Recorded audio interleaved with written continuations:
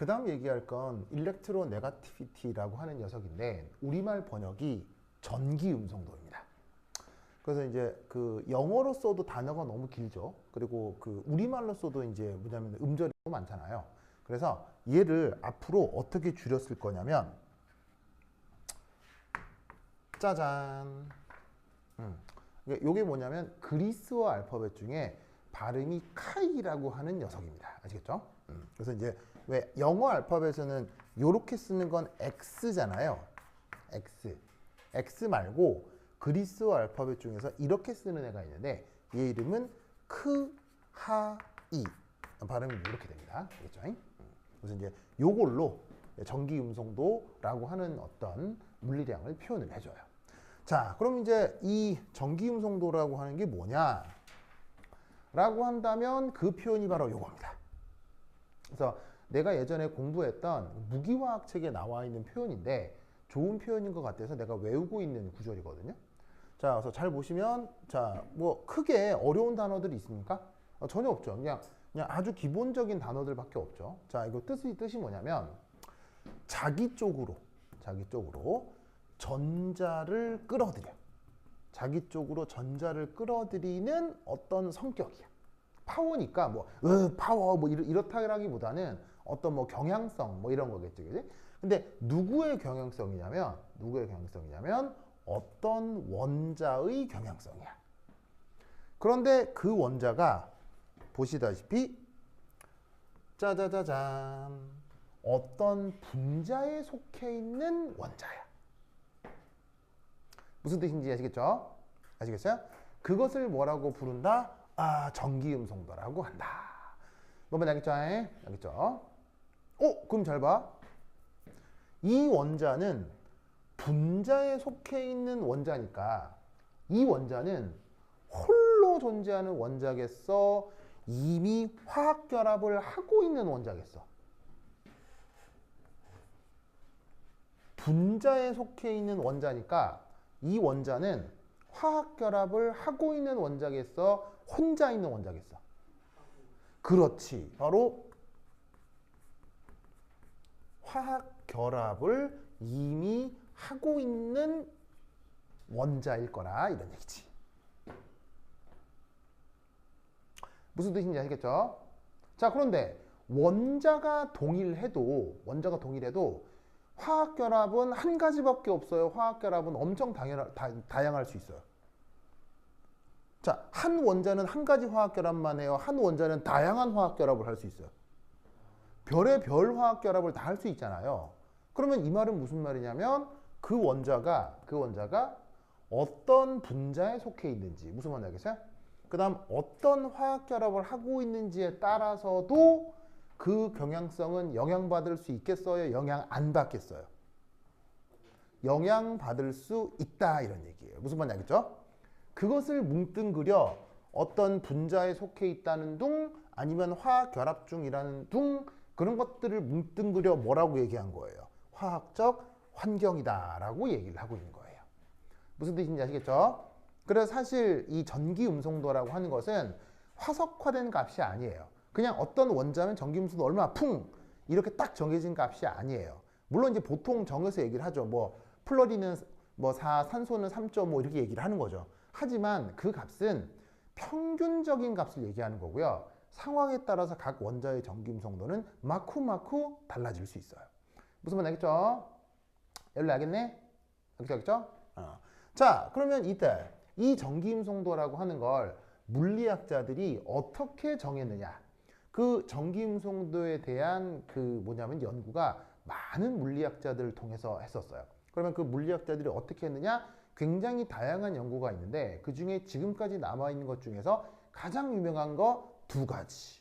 바로 밀리켄이라고 하는 물리학자와 폴링이라고 하는 물리학자가 이 세워놓은 연구 체계입니다. 아시겠죠? 이 밀리켄은 이 전기 음성도를 어떻게 정의하였느냐? 바로 첫 번째 이온화 에너지와 첫 번째 전자 친화도의 산술 평균으로 정의하였습니다. 무슨 말 알겠죠? 알겠죠? 자, 여러분, 정의는 뭐 거대한 이유가 있는 거예요? 그냥 정하는 거예요?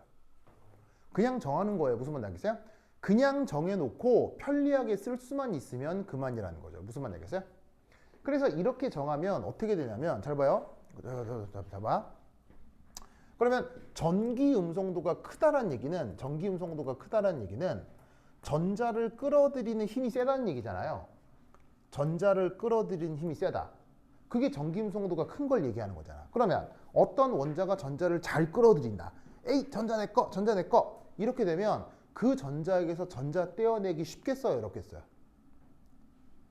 에이, 전자 내 거, 전자 내 거. 전자를 끌어들이려고 하는 원자는 거기에서 전자를 떼어내기 쉽겠어요, 어렵겠어요? 어렵겠죠. 그러니까 이온화 에너지가 커지는 효과가 있어요. 그 다음, 전자를 끌어들이는 경향이 강하다면 전자를 집어넣었을 때 조금 더 큰 발열이 될 거라고 예상해 볼 수도 있는 거죠. 그래서 어떻게 되냐면 전기 음성도가 크면 이온화 에너지도 전자 친화도도 동시에 커지는 경향성이 많기 때문에 이런 식으로 정하면 전기 음성도를 유용하게 표현할 수 있죠. 근데 보시다시피 이거 내가 심각하게 막 설명하고 쓰지 않죠, 그렇죠? 왜냐하면 이 녀석은 아주 심각한 단점이 있기 때문입니다. 어떤 심각한 단점이 있느냐? 바로 전기 음성도가 무엇을 반영해야 된다고 했어요? 전기 음성도가 뭘 반영해야 돼요? 뭘 반영해야 되냐면 그 녀석이 무슨 화학 결합을 하고 있느냐, 이걸 반영해야 된다고 했었잖아요. 그런데 여기에 있는 이온화 에너지와 전자 친화도는 사실 분자의 속성이에요, 원자의 속성이에요?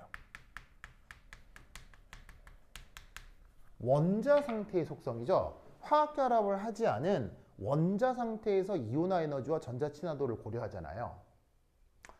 기억나요? 그러니까 어떻게 되냐면 그렇게 정의된 이 전기 음성도가 바로 분자를 이루고 있는 화학 결합의 상황을 반영해 주지 못한다는 얘기예요. 뭔 뜻인지 아시겠죠? 알겠죠? 그래서 결정적 단점이 있어서 이 밀리칸의 전기 음성도는 은근하게 실험 결과를 굉장히 잘 설명해 주거든요. 잘 설명해 주지만 이런 단점 때문에 노벨상을 못 받았습니다. 무슨 말인지 알겠어요? 그래서 이제 초창기에 굉장히 광범위하게 사용된 거지만 이런 한계 때문에 노벨상을 받을 수는 없었어요. 이때 전기 음성도와 관련해서 가장 중요한 업적을 남긴 사람 바로 여기에 있는 폴링.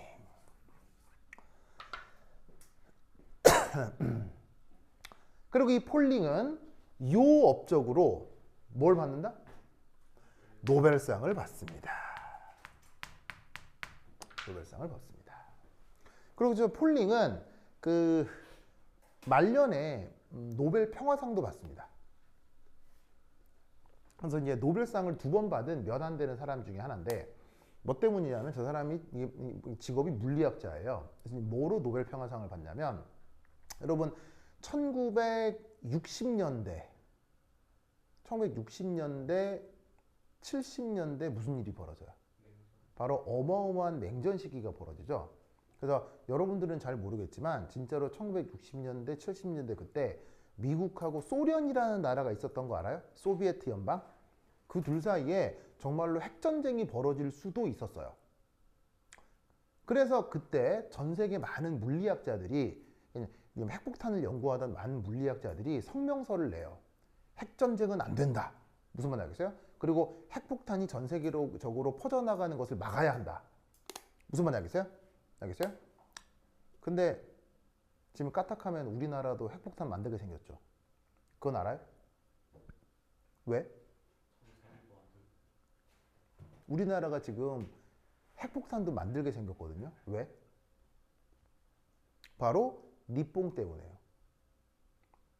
좀 여러분 잘 생각해봐. 우리가 만약에 북한이랑 전쟁하는 게 위험할까? 일본이랑 전쟁하는 게 위험할까?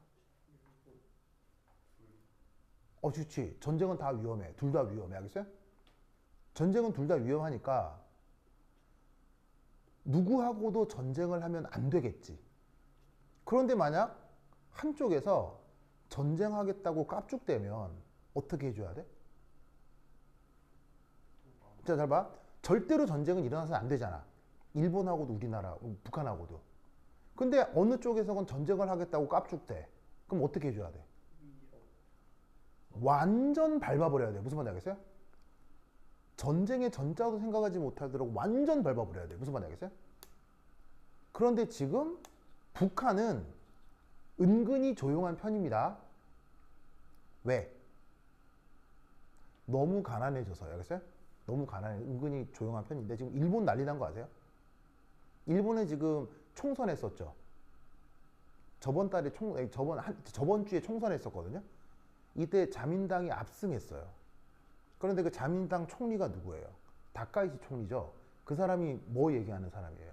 일본 헌법을 개정해서 일본이 전쟁 가능한 국가가 되고 일본이 핵폭탄을 가질 수 있도록 일본 헌법을 개정하려고 하는 정치인이에요. 그 사람이 지금 일본에서 선거 압승을 했어요. 그런데 일본이 핵폭탄을 갖는 것에 대해서 트럼프는 관심이 있어요, 없어요? 아무런 관심이 없어요. 이대로 가다간 일본이 북한처럼 핵을 가지게 되는 상황이 생깁니다. 일본은 그만한 기술력이 있어요, 없어요? 당연히 있는 나라고요. 그럼 우리나라 가만히 있어야 돼? 자, 북한이 핵 가지는 것도 후달리잖아요. 근데 일본이 핵을 가졌다. 가만히 있어야 되겠어요? 무슨 뜻인지 알겠어요? 그런데 생각해봐요. 한국이나 일본은 북한같이 가난한 나라예요? 한국이나 일본은 어마어마한 선진, 어느 쪽이에요? 그러면 어느 나라에서 핵을 갖는 규모가 이게 상대가 안 되겠죠. 무슨 말이야? 만약에 우리가 핵 개발을 한다고 쳐봐. 우리는 핵폭탄 수천 개씩 만들어요. 수천 개씩. 무슨 말이야? 일본도 마찬가지고. 즉 우리는 원하면은, 한국은 원하면 러시아만큼 핵을 가질 수도 있어요. 원하기만 하면. 알겠어요? 근데 그런 건 사실 좋은 거예요, 위험한 거예요? 서로에게 위험하죠. 그래서 누구도 핵을 안 갖는 게 중요한데 지금 일본이 개질할 직전 중이라고요. 지금 그런 상황입니다. 이런 얘기 지금 안 들어봤죠? 되게 위험한 상황이에요. 자기들이 다 트라우마 남아있어가지고 부착하는 거 아닙니까? 그것도 그건데 일본은 그런 극우들이 예전부터 많았었어요. 그냥 강한 무력을 가져서 주변을 짓밟으려고 하는 그런 잘못된 생각을 갖는 정치인들이 일본에 많아요. 그러니까 일본 사람들이 나쁘다가 아니라 일본 정치인 중에 그런 사람들이 꽤 있어요. 그게 문제인 거예요. 그러면 우리도 어쩔 수가 없잖아요. 준비를 해야죠. 이거 무슨 뜻인지 알겠어요? 상당히 그런 식인데 그러면 위험하다. 전 세계가 그러지 말자라고 핵 확산을 막으려고 사회운동을 했던 과학자 중에 이 폴링이라는 사람이 있어요. 그래서 그 덕에 이 사람이 말년에 노벨 평화상을 한 번 더 받습니다. 무슨 말인지 알겠죠? 왜 노벨 평화상을 받는지 알겠죠? 물리학자니까 그쪽 전문가라고요. 무슨 말인지 알겠죠? 여하튼 그러다. 그래서 이렇게 핵폭탄 막 갖고 그러면 되겠어요, 안 되겠어요? 그렇죠. 전쟁하면 되겠어요, 안 되겠어요? 안 되겠죠. 진짜 곤란합니다. 곤란합니다. 여러분 북한도 북한이지만 우리가 일본하고 전쟁한다고 생각해봐. 와 진짜 일본이 만약에 저기 독도 침략해. 그럼 우리는 어떻게 해? 그럼 일본에서 독도까지 가까워요? 우리나라에서 대마도가 더 가까워요? 대마도가 훨씬 가까워요. 훨씬 가까워요. 대마도는 부산에서 보여요. 정말입니다. 부산에 날 좋을 때 보면 멀리 섬이 보입니다. 네. 그래서 우리나라에서 그래서 세종대왕 때까지만 하더라도 그 대마도의 시료권이 우리가 가지고 있었거든요. 근데 이제 우리는 별로 신경을 안 써서 그 이후에 임진왜란 이후에 대마도가 이제 완전 일본 쪽으로 이제 시료권이 넘어가는데 세종대왕까지만 하더라도 우리가 그 대마도 그 시료권이 있었다고요. 워낙 가까우니까. 예. 뭐 하여튼 만약 그런다고 생각해봐. 일본이 독도 침공하고 우리가 대마도 침략하고 이러면 곤란합니다. 아시겠죠? 곤란합니다. 네. 뭐 여하튼 절대 그러면 안 될 텐데 어쩔지 모르겠네요. 그래서 저기 엘로이 나중에 어른이 되면은 자꾸 그렇게 배 만지고 가슴 만지고 그러지 말고 어른이 되면 어른이 되면 나중에 그런 일 벌어지지 않게 노력해 줘야겠죠. 전쟁 일어나지 않게 하겠죠. 왜 자꾸 배도 만지고 가슴도 만지고 막 그러는 거예요? 그런 거예요? 근데 왜 막 부비부비 하고 있잖아요 지금 혼자서. 이상한 사람이야? 자 어쨌건. 자, 그래서 그 폴링, 이 사람은 어떻게 전기음성도를 정의했느냐? 바로 이런 화학 반응을 하나를 가정했습니다. 이런 화학 반응. 자, 여기 보시면은 A라는 게 있고 B라는 게 있죠. 얘들은 뭐냐면 그냥 임의의 원자입니다. 다만 같지만 않으면 됩니다. A하고 B가 같아 버리면 아무런 의미도 없죠. 그렇죠? 그냥 같은 게 되는 거니까 의미가 없으니까 A하고 B가 다르기만 하면 됩니다. 그냥 주기율표상에 있는 아무 원자입니다. 자, 그런데 이렇게 똑같은 원자가 결합을 해버리면 이 결합에는 극성이 생기겠어요? 그냥 온팡무극성이겠어요? 온팡무극성일 수밖에 없죠. 동일한 종류의 원자끼리 결합해서는 어느 쪽이 전자를 더 좋아한다, 싫어한다 이런 게 있을 수 없으니까 자연스럽게 저 둘은 무극성이 될 겁니다. 이럴 때 여기 있는 두 원자 사이가 만약에 이압하고 스위치가 됐다 라고 쳐보자 이런 말이에요. 그러면 어떤 일이 벌어지냐면 바로 A 원자가 뭐가 됐건 B 원자가 뭐가 됐건 다른 원자라면 이 결합이 이제 더 이상 무극성이겠어요? 아니면 극성으로 바뀌겠어요? 극성으로 바뀔 수밖에 없는 거죠. 무슨 말인지 알겠어요? 다른 원자가 되었다는 얘기는 누구는 상대적으로 전기음성도가 크고 누구는 작을 테니까. 그것이 다름의 의미죠. 알겠죠? 그래서 이런 어떤 결합력의 변화, 화학 반응을 생각한 거예요. 누가? 저 폴링이. 그리고 이 반응에서 폴링은 어떤 생각을 했냐면 이게 무극성 결합보다 극성 결합이 조금 더 세지 않을까? 이런 생각을 한 거예요. 왜냐? 극성 결합이 되면 이게 예상보다 결합 길이가 살짝 더 짧아지기 때문입니다. 이게 뭐 100% 그런 건 아닌데 무극성에 비해서 극성 결합이 되면 결합 길이가 살짝 줄어듭니다. 자, 왜냐하면 예를 들어서 내가 저기 라비 손을 잡고 획 내 쪽으로 당겼다고 쳐봐요. 그러면 루피가 만약에 아니 루피란다. 저기 누구냐? 저 라비가 루피야. 고무고무팔 무슨 말인지 알겠어요? 그래서 루비가 아니 저기 루비는 또 누구야? 저 라비가 루피로 변해가지고 고무고무팔 하면 내가 이제 라비 손을 잡고 팍 당기면은 팔이 쭉 늘어날 거 아니야. 근데 보통은 그럴 리가 없어. 보통은 그럴 리가 없지. 그럼 내가 이제 라비 손을 잡고 라비야 이리 와 팍 당기면 라비가 이제 손이 당겨지니까 하고 이렇게 축 당겨줄 거 아니에요. 그럼 팔만 당겨와 라비도 같이 딸려와. 라비도 같이 딸려오겠지. 무슨 말인지 알겠어요? 자, 지금 내가 너무너무 이상한 얘기하는 거예요? 완전 당연한 얘기하는 거예요? 완전 당연한 얘기하는 거죠. 그럼 이 얘기를 왜 하느냐? 자, 극성결합.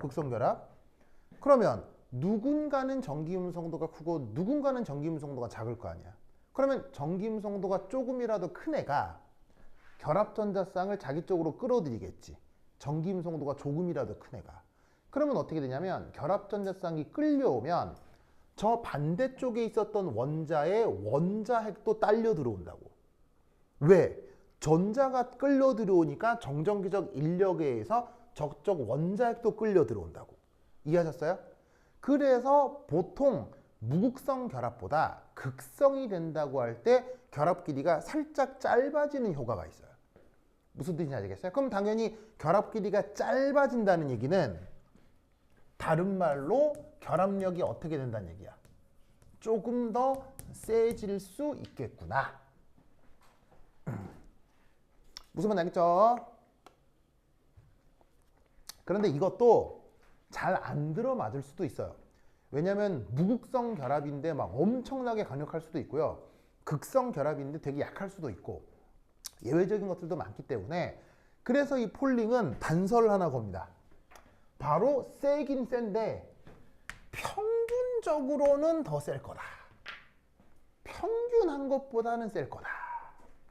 무슨 말인지 알겠어요? 왜냐하면 어떤 무극성 결합은 이상하게 강력한 애들도 있거든.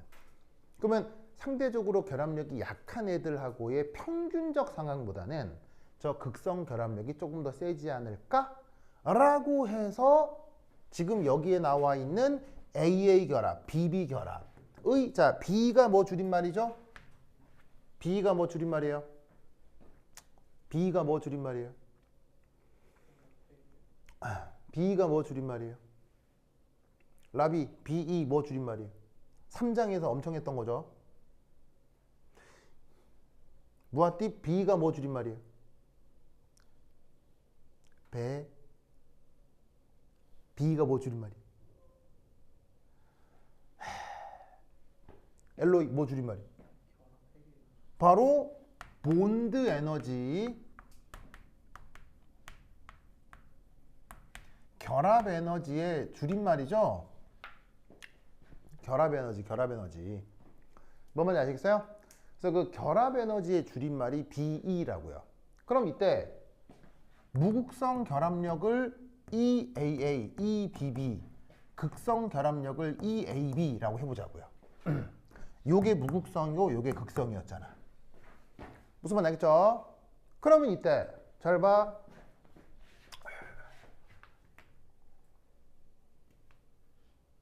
데니얼 이걸 뭐라고 해요?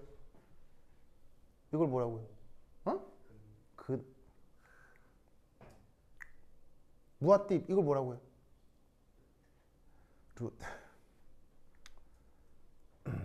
엘로이 이거 뭐라고 해요? 그렇지. 기하 평균이요. 기하 평균. 수학 시간에 평균 배웠죠? 수학 시간에 배운 평균 세 가지나 있잖아요. 수학 시간에 평균 뭐 있어요? 산술 평균, 기하 평균, 조합 평균. 그 평균 중 기하 평균. 알겠어요? 그럼 잘 봐. 극성, 무극성 뭐야 이제? 극성, 무극성 뭐야? 극성 결합이야, 무극성 결합이야? 무극성. 이 극성이야, 무극성이야? 무극성. 무극성의 평균 보다 극성 결합력이 조금 더 클 거다. 무슨 말 알겠어요? 그래서 이 생각을 요런 수식으로 바꾼 거란 얘기지. 왜 기하평균을 썼을까요? 왜 기하평균을 썼을까요? 숫자를 예쁜 걸로 뽑아내려고요. 즉 지금 어차피 이건 뭐라고 돼 있어요? 그냥 정의죠. 다시 한번 얘기하지만 정의는 거대한 물리학적인 근거가 있는 거예요, 없는 거예요? 모든 정의는 근거가 없어요. 무슨 말인지 알겠어요? 그러면 왜 정의를 하느냐? 그렇게 정하면 편하니까. 그러니까 이 경우 여러 평균들을 적용해 봤을 거예요. 그때 숫자가 제일 예쁘게 나오는 평균으로 그냥 정한 거예요. 무슨 말인지 알겠어요? 어차피 물리적 근거가 없기 때문에. 그래서 어떻게 된다? 이 값을 델타라고 규정을 하고 이때 폴링은 어떤 생각을 했냐면 둘 사이에 전기 음성도 차이가 클수록 혹은 극성이 클수록 무슨 말 알겠죠? 두 원자 사이에 전기 음성도 차이가 크다는 얘기는 그만큼 두 원자 사이에 유도되는 극성이 크다는 얘기겠죠. 그럴수록 여기에 있는 델타도 같이 커질 것이다. 무슨 말인지 알겠어요? 그 가정을 이렇게 그냥 정의한 거예요. 아시겠죠? 그럼 앞에 나와 있는 0.10 이것도 무슨 물리적인 의미가 있겠어요? 아무런 의미가 없겠어요. 아무런 의미가 없어요. 왜 쓴 거냐면 여기 숫자 예쁘게 뽑아내려고.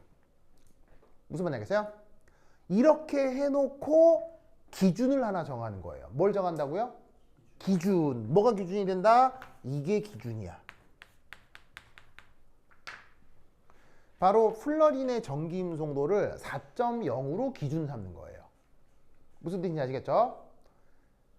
다른 기준도 상관없겠죠. 뭐 3으로 기준해도 되고 2로 기준을 해도 되고. 그러면 그렇게 되면 이 값이 작아지면 전반적으로 값이 다들 너무 작아질 테니까 너무 보기가 불편할 거고 4가 아니라 40, 50으로 정할 수도 있죠. 그럼 그렇게 되면 다른 값들도 너무 값이 커지니까 이런저런 값들 중에서 제일 예쁜 값으로 정했을 거예요. 아시겠죠? 그래서 그걸 놓고 다른 원소들의 상대적인 값들을 전기음성도로 표시를 해준 겁니다. 뭔 말인지 아시겠죠? 알겠죠? 그래서 요것이 바로 저 폴링이라는 사람의 전기음성도 책입니다.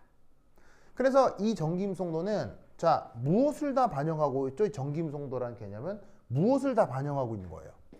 이 전기음성도는 무엇을 다 반영하고 있는 거예요? 화학 결합을 다 반영하고 있는 거죠. 그래서 이 폴링의 전기음성도는 원래 전기음성도의 의도를 그대로 포함하고 있는 거예요. 그래서 이 폴링의 전기음성도가 뭐를 받게 된 것이다? 노벨상을 받게 된 것이다. 무슨 말 알겠죠?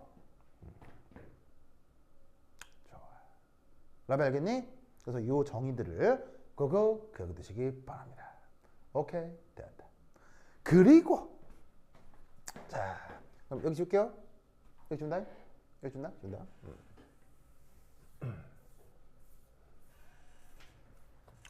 자, 그 다음 이 전기음성도 원자 번호 요거에 따라 또 어떻게 변하느냐?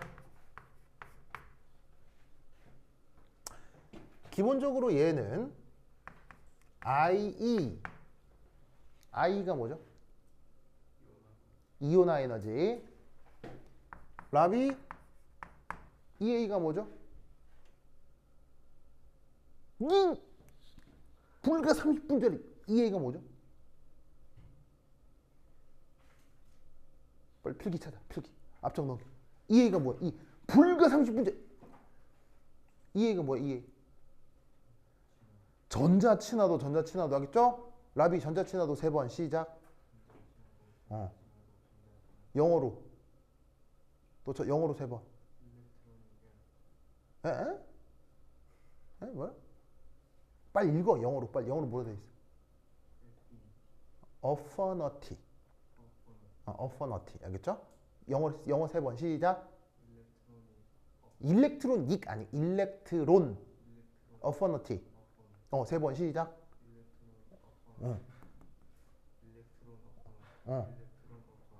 진짜 30분 전에. 라비 그러면 안 됩니다. 알겠죠? 김현우 학생 보고 있어요. 그래. 이거 왜? 현우요? 현우가 걔가 아이젠버그예요. 현우가 제시 아이젠버그. 아이젠버그 얘기해줬죠. 그 뭐냐면 그 마야광. 마야광 아이젠버그. 저 아이젠버그 학생입니다. 저 좋았어. 저 어쨌건. 자 그래서 이거 이온화 에너지 전자친화도 하겠어요? 요것과 전기 음성도는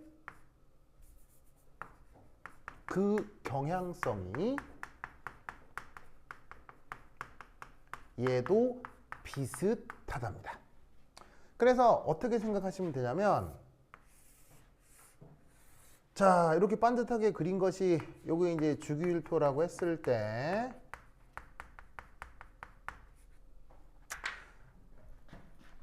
이렇게 같은 주기에서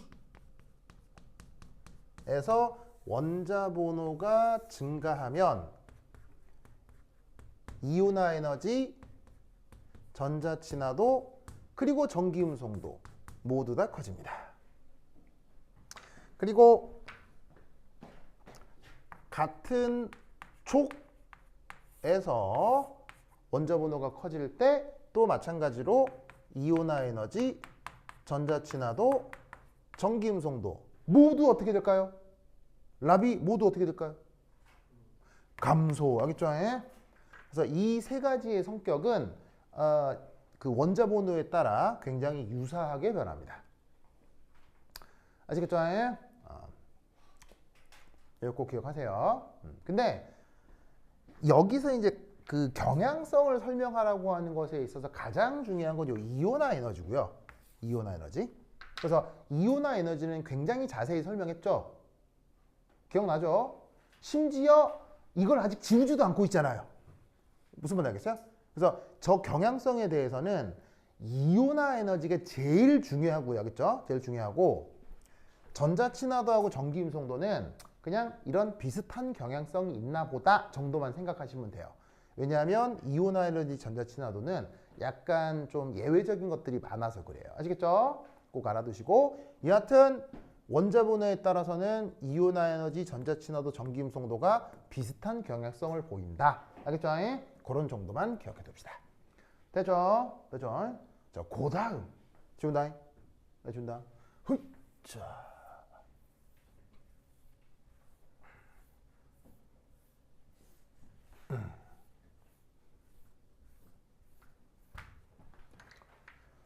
사.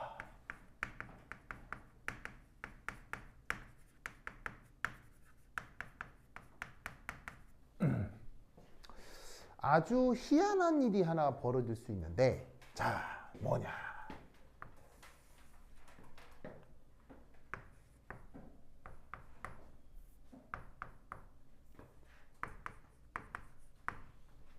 자, 라비, 이게 뭐야? 라비, 영어로? 일렉트 뭐? 일렉트론 뭐? 어퍼너티. 아, 진짜 라비. 자, 전자친화도. 이 전자친화도가 염쇼하고 플러린의 경우 값이 어떻게 되냐면 염쇼가 349, 플러린이 328입니다.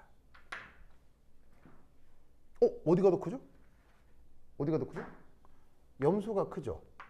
자, 전자친화도는 뭐냐면 전자를 받아들인 다음에 얼마나 안정해지느냐. 무슨 말 알겠죠? 전자를 받아들인 다음에 얼마나 안정해지느냐의 척도잖아요. 그런데 전자를 실제로 받아들인 다음에 어디가 더 큰 발열이 되는 거예요? 어디가 더 큰 발열이에요? 염소 쪽이죠. 그렇죠? 염소 쪽이죠. 자, 그런데 전기 음성도 플러린이 얼마? 4. 염소가 얼마? 3입니다. 어디가 더 크죠? 이쪽이 더 큽니다. 무슨 말 알겠죠? 오! 이거 왜 이럴까요? 이거 왜 이럴까요?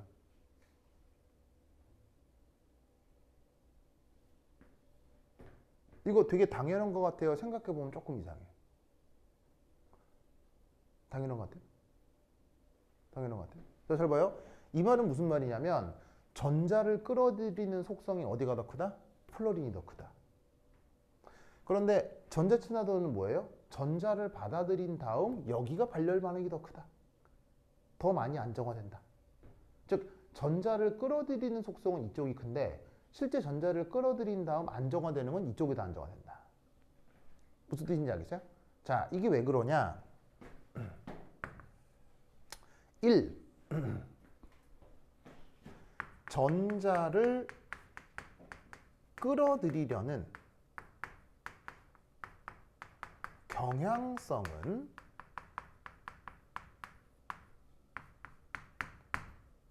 플러린이 더 큽니다. 그런데 실제 음이온이 된 후의 안정성은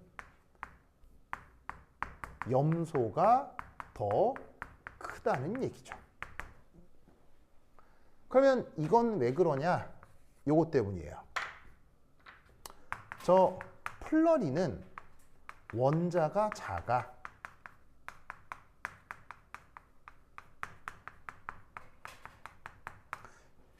여기서 가장 중요한 핵심 키워드는 원자 반경이 작다가 제일 중요한 말이에요. 아시겠죠? 이게 제일 중요한 말이에요. 약간 앞뒤 다 빼고 그냥 이런 현상의 이유를 써라 라고 하면 한마디만 쓰면 돼. 플러린의 원자 반경이 더 작다. 이 한마디만 써도 거의 80% 득점할 수 있어. 무슨 말 알겠어요? 제일 중요한 건 이거야. 플러린의 원자 반경이 작다. 그러면 왜 그러냐를 부연해서 설명하면 이거예요. 원자 반경이 작아서 음이온을 만들어낸 다음에 전자 간 청력 얘도 동시에 커지는 거예요.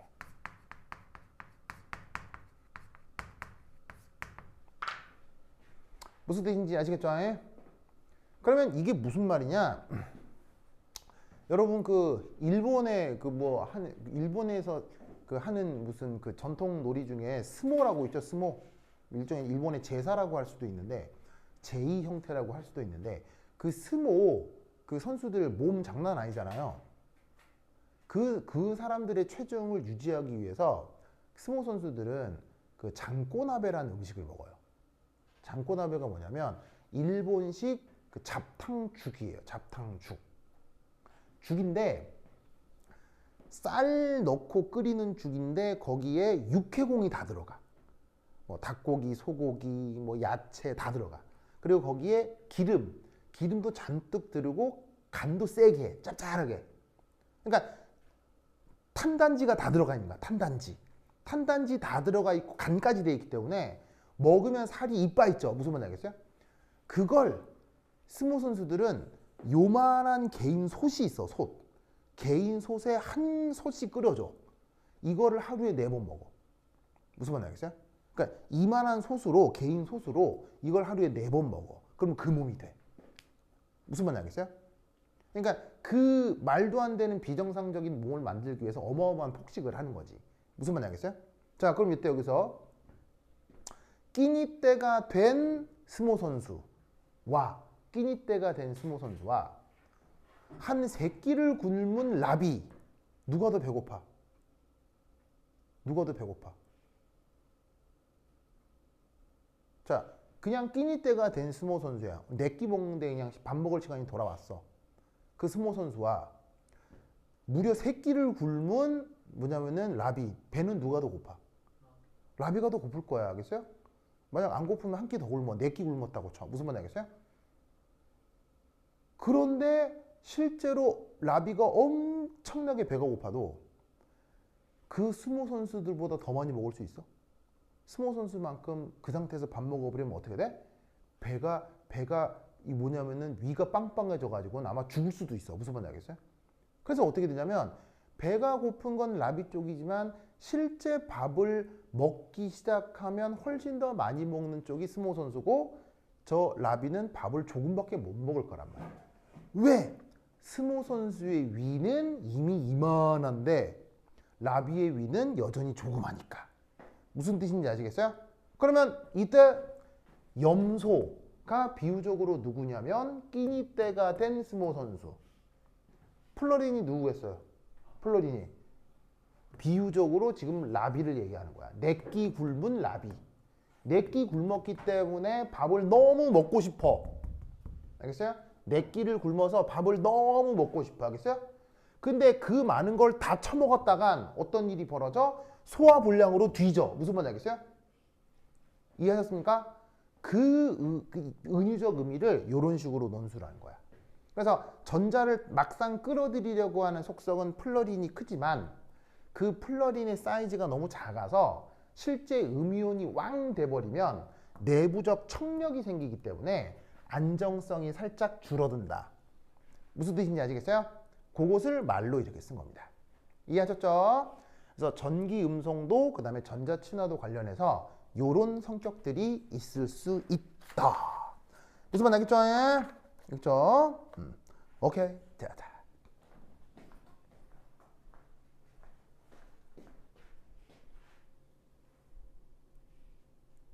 현우야 아직 안 끝났어요.